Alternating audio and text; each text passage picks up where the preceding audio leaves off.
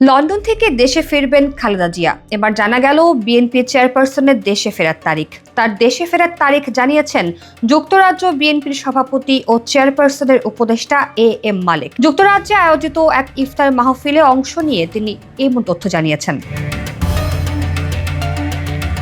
এবছর লন্ডনেই পরিবারের সাথে ঈদ পালন করবেন খালেদা জিয়া।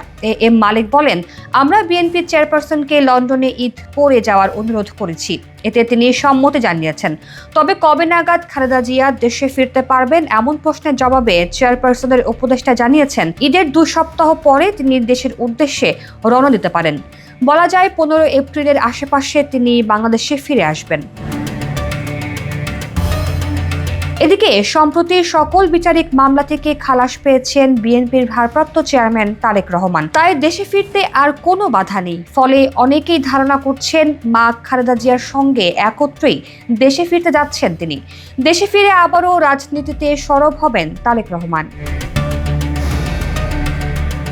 বিএনপি চেয়ারপারসনের উপদেষ্টা আরও জানান, চিকিৎসকরা প্রস্তুতি নিচ্ছেন। এখানে ফ্লাইটেরও একটা বিষয় আছে, সেক্ষেত্রে 2-1 দিন এদিক সেদিক হতে পারে। তবে ঈদের পরপরই যে তিনি দেশে ফিরে আসবেন এমনটাই নিশ্চিত করেছেন তিনি।